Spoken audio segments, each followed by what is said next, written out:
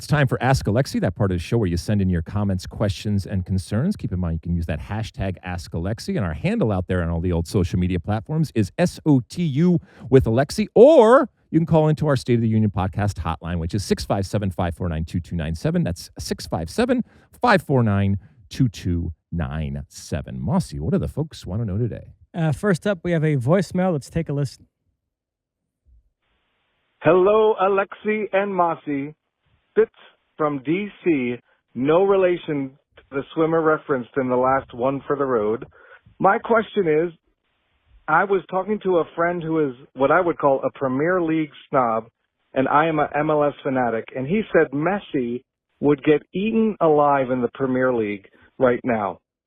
Although I feel like right now I'm boring us, so I better get to the chorus. The question is, do you think Messi could play in the Premier League? And if not, do you think he will still have a successful World Cup if he's not at that level? Love the podcast, long-time listener, and I'm a big smasher. Thank you, guys. What a great call. Great call. Thanks. Spitzy, back at it again. Thank you for smashing Spitzy out there in D.C. I'm actually coming to D.C. Next week. So the short answer is, duh, yes. He would have no problem. He wouldn't miss a beat. He is not just a great soccer player, but he is arguably the greatest player ever to play the game. And even though he played the vast majority of his career in one place in Barcelona, he showed that he was able to go elsewhere. And there was, some curiosity, and he showed that he was able to go into a completely different culture, completely different language, completely, obviously, different soccer, and still be awesome. And I think it's even more impressive what he did when he came to Major League Soccer, because Major League Soccer is, we're just talking about the parity or the lack of parity that exists and has existed for, a lot of times when it comes to a lot of these European leagues. And it's one thing if you're playing for, in this case, Barcelona or PSG, but to come to MLS, where I know there's a separation, but relative to most places around the world, that parity means that you are not only each and every game coming up against teams that are at your level, but you got to travel and you got to play on different surfaces and you have to play in all the different challenges that Messi has already lived up to. Now, to your friend Spitzy, who doesn't believe that Messi would be able to adjust his game, keep in mind that as great as he is, and he is great, he is also an Argentine. And I know he came over early and, like I said, spent most of his career playing in Europe. But you never lose that Argentine ruthlessness that we've talked so much about, Mosse, over the years. Messi, for all his talent and his touch and his skill and his vision and his magic, he will cut you if he has to. All right? He has also had plenty of people around him that would do his bidding when it comes to taking people out and cutting people. But if he's alone, he will throw down. I have no doubt about that. Because I think what's underneath this, Spitz, is that you're calling him soft. And you're saying that in England, in the EPL, because of the rough and tumble nature of the league, and I think we can all admit that, yes, there is a physical element of the game that it's not that it doesn't exist elsewhere, but it's at a heightened level. But I still think that Messi would be fine. He is able to do things with the ball, whether it's a pristine field in Europe, or whether it's a not so pristine field in the altitude of La Paz or something like that. The dude just understands how to play the game, and he adjusts accordingly. I've always had this sense that, you know how on election night you see a map of the United States and you have your blue states and your red states? Sure. If you did a map of the world, every country, and you had like Messi country, Ronaldo country, I've always had this sense that of the major footballing nations, England is a decidedly Ronaldo country because they put a disproportionate amount of emphasis on doing it in the Premier League, which Ronaldo did, Messi did not. they all view it as the toughest, most challenging, best league in the world. And so it actually reminds me a little bit of during the heyday of the Pele-Maradona debate. I always felt like Italians were very pro-Maradona in that debate because he played there in the golden age of Serie A. You know, that's fine. But I mean, Spitzy's friend here had said, "Eaten alive."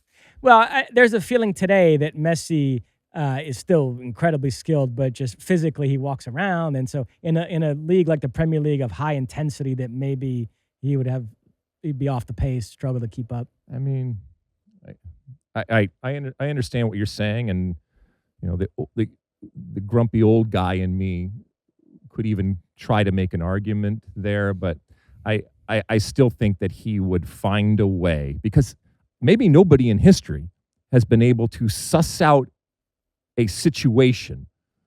Could be relative to the opponent, could be relative to how he's feeling, it could be relative to, I mean, literally the environment, the field that you're playing on, the weather that you're playing in, the place that you're playing in, the stakes that are, all of that. I think he just has an innate ability to suss out what he needs to do to be great in that moment. And I think he would do it, and would do it consistently over there in England. By the way, they should be so lucky to have someone like Messi run around their fields over there. But to your point, I do think that because Cristiano Ronaldo played there, there's an affinity to him that Messi doesn't have. Who knows? Maybe in the future they'll be able to lure him over there for a couple of years. What else? Next up, a question on X. This requires a little bit of context. We had a lot of managerial news the last few days. Tottenham hired Igor Tudor to be their interim boss until the end of the season, but a lot of people think Mauricio Pochettino is going to take that job in the summer after the World Cup. Two international managers that would have been sought after by clubs in the summer were taken off the market because their federations signed them to extensions without even waiting to see what they did in this World Cup. England signed Tuchel through 2028, and it's not official, but all indications are Brazil are going to sign Ancelotti through 2030. So, you know, we all think Pochettino views the U.S. as a short-term gig, and he'd be keen on going back to a Premier League job like Tottenham afterwards. But what if we're wrong about that, and he's loving the U.S. job? And James Handel came up with an interesting question for you. If Poch wanted to sign now for another cycle, if you were Matt Crocker, what would you do? And you answered him by saying no, he would have to prove himself at the World Cup. You can expound on that. Yeah. So my answer is a definitive no. You don't do that. Mauricio Pochettino was hired for one thing, and one thing only, and that is to be successful at the 2026 home, and that's important, home World Cup. That should be all that he is judged on. I have no problem, to be quite honest, if he continues after the World Cup. If the United States Soccer Federation and Matt Crocker and the powers that be decide that they should continue on, by the way, in which they did for Greg Berhalter and before it all blew up, if they decide after the World Cup, yes, this is a project that we want to continue, and I guess more importantly, Mauricio Pochettino is open to that and wants to do that, that's no problem. But that's after the World Cup. That decision should be made in the context, and only in the context, of the World Cup performance. Otherwise, what you're telling me is, well, you know, it really doesn't matter, and, you know, the ball, you know, may or may not bounce your direction or anything like that. No, he was hired in the middle of a cycle, again, for a home World Cup, so he didn't have to go through qualifying, to do that one job. And that's where all of his focus and attention should be. And ultimately, that's what he's going to be judged upon. Now, I'm not saying that he can't do bigger things and can't be part of a project going forward, but it has to be based in his success in the World Cup. And obviously, we're not going to know until that whistle blows and the World Cup happens this summer. Now, there is the argument that you have found such a gem that you do want to tie him or her up when you are, you know, in this moment, and that his value will only increase if what we all want to happen happens, where he is successful this summer. If somebody else comes along and poaches Poch, fine, that's fine. But I am not going to reward him for something that he hasn't achieved yet. So do it this summer, and then if you feel that he should continue on, go ahead. Put out the red carpet, and off we go. I completely understand your point. Just to play devil's advocate, the argument would be he took over beyond the midway point of this cycle, didn't get to coach in the Copa America, didn't get to coach in qualifying because the U.S. Qualified automatically as host. So it's been a very atypical cycle. And so the U.S. has had some clunky coaching searches lately. If he wanted to stay for another cycle, why not take the bird in the hand, let him do a normal cycle, and you lock up a globally renowned coach for another 4 years after this? So you don't have to worry about it. I mean, that would be. We're just gonna kick the can down the road. Just whatever. It's just the World Cup. Whatever happens. We'll be fine. We'll go. No, I am. That type of mentality drives me crazy. No, I want Pochettino to understand and to feel the pressure. And by the way, I think he does. I think recognizes that. I don't want him. Now let me ask you this. He also, if we're being honest, has had kind of a bumpy first year and a half in charge. What if he had crushed it so far? The U.S. won the Nations League, won the Gold Cup, played incredible soccer, and you felt good enough about him that he approached you right now about a deal for the next cycle, and he said, if you don't sign me up now, then I am going to go take a club job. Would you take the bird in the hand then? Is there something he could have done up to now that would have been so impressive that you would have said, you know what, without even waiting to see what you do in the World Cup, I'm sold on you, let's lock you up for another cycle, or no? There is absolutely nothing that Mauricio Pochettino could have done leading up to the World Cup that would make me want to sign him before the World Cup. I know we scream and yell about all the friendly games and why is he doing this and why is he bringing in this player and why is he making this choice and all that kind of stuff. That's all fine and well. The only thing that matters is the World Cup. That is what he was hired for. And if I'm wrong, if he was not hired for that, then please tell me, U.S. Soccer, and we can have a completely different discussion. So this is hurting my little brain. Just to address the two other coaches that did get extended. In Tuchel's case, he took over England in January of 25, obviously with an eye towards this World Cup, but also England are the primary hosts of Euro 28, which we have on our air. We're excited about it. There's also games in Cardiff, Glasgow, and Dublin, but the finals at Wembley. England have been runners-up at the last two Euros. So I think it makes some sense to turn this into kind of a 3.5-year project with an eye towards both because those the tournaments major in your area, in your continent, in your zone of influence. Because so you're unhappy with all these extensions? No, you're making my point. This is a World Cup in the United States. It's different. Okay, it's important. This matters more than the World Cup that's coming next. This is the only thing that matters right now. And then, so if you're going to hire Tuchel because there's a European championship that's really important and it's by location and that's where we're really focusing on, okay, fine. But the World Cup's not in Germany.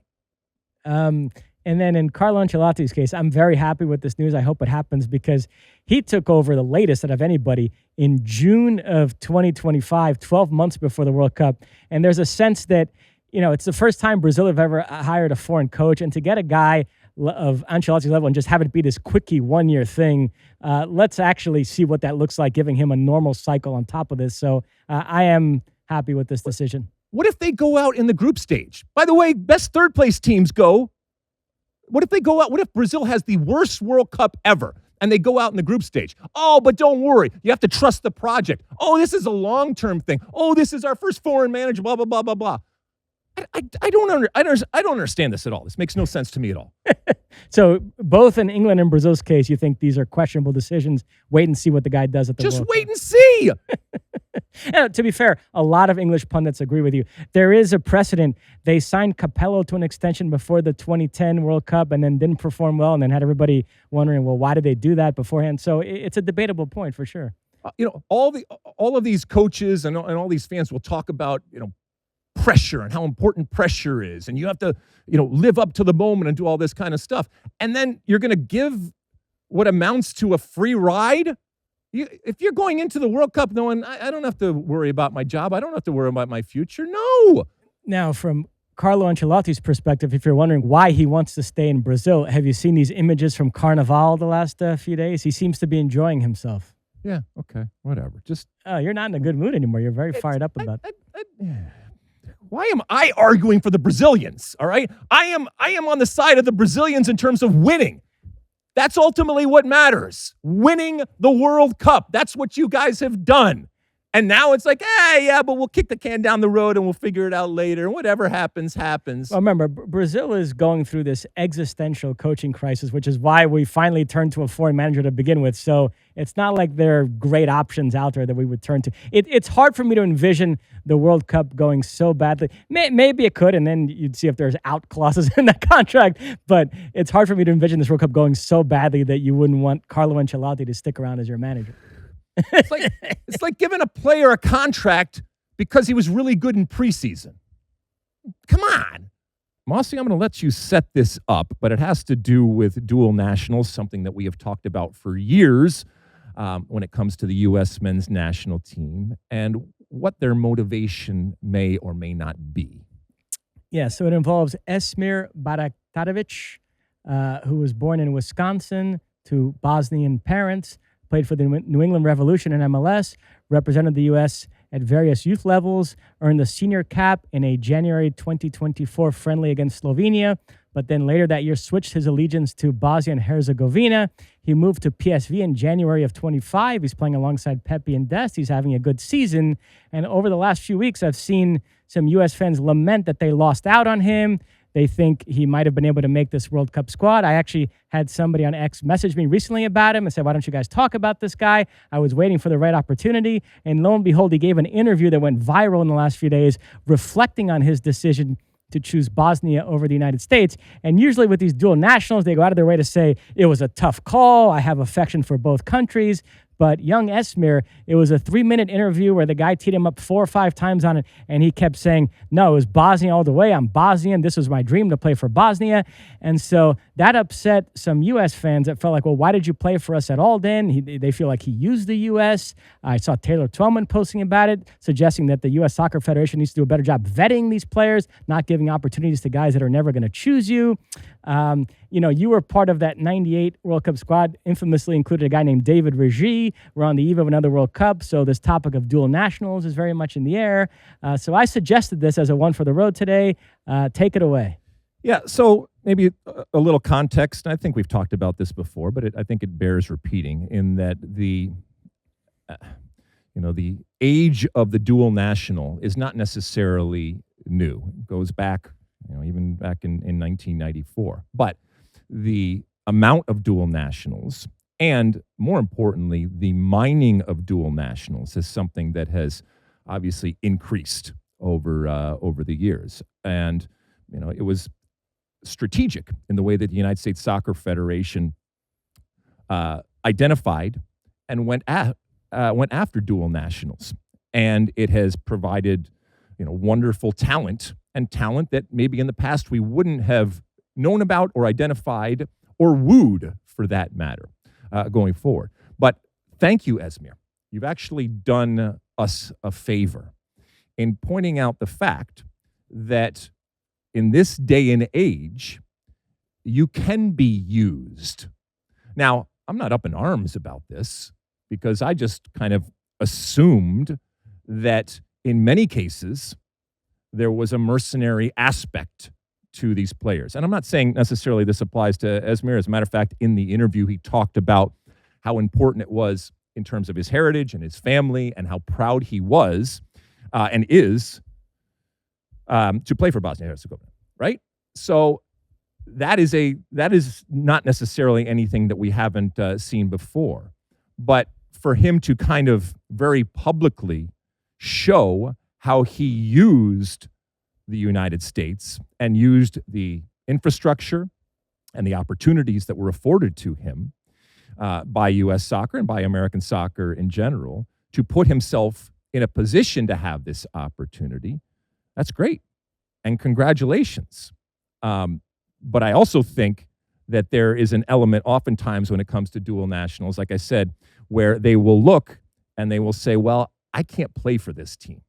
Now, I know there's a lot of people out there that believe that he could. And so you're going to win some and you're going to lose some. And yes, there is a recruiting element that is necessary and is a skill for the U.S. national team and for the United States Soccer Federation, and ignore it at your own peril. But there's also a huge part of me that at some point says, if you don't feel that pride, and Esmir actually in this interview showed how much pride he has, just not for the U.S. team. If you don't feel that pride, it will manifest itself in its performance. And so had he gone with the U.S. team, given the way he obviously very publicly feels, I'm not sure it would have been for the right reasons. And so I want you as a player, if you are a dual national, I want you to pick the U.S. for the right reasons. And I'm not naive. I recognize that the opportunity to play in a World Cup or the opportunity to be on the field for a team is something that's hard to turn down. And there's a practical reality to that. But after all the winning and the losing and the opportunities that you have, there has to be something you feel when that song plays and you put your hand over your heart and you look out and you think back in that 90 seconds of how you got to stand there. There has to be something more. There has to be something more than the score. There has to be something more than the actual game. Because unlike a club situation, you're representing a country. And maybe I'm old-fashioned, but I think that trumps everything. And it's something that I love about the international game, something that I look forward to, for example, to this summer, not just to see the goals and not just to see the wonderful competition, but to see the pride that players and fans and people around the world feel in that moment for representing the country that you love. And look, my father's Greek, and I recognize sometimes there's a push and pull, and sometimes it's a very difficult type of decision. But again, I'm not bent out of shape when it comes to someone like this. He's a younger player. Maybe he could have said different things in the interview, but I love the fact that he was incredibly honest. I also don't think that it's a problem for the United States Soccer Federation. As I said before, you can lead them to water, you can't make them drink. And at some point, you have to say, okay, we've done all that we can to show you why we think this is the path for you to play for the U.S. And if you don't want to do it, fine. You're also not assuring players, and you got to be really, really careful that you're not assuring them of things that you can't deliver. You are not promised playing in a World Cup, not even promised necessarily playing on the team. And so, ultimately, I wish him well. I don't think that we should feel as used as many people out there want to make you believe. But maybe this is just a reminder that when you're going through the process of recruiting and assessing these players, we have to really, really make sure that they feel something that goes beyond the actual game. And I know that's difficult, but I think it's absolutely vital to be able to do that in order to have a good player that is ultimately going to make the team better. There's a win some, lose some element to these dual national battles, but I would say the U.S.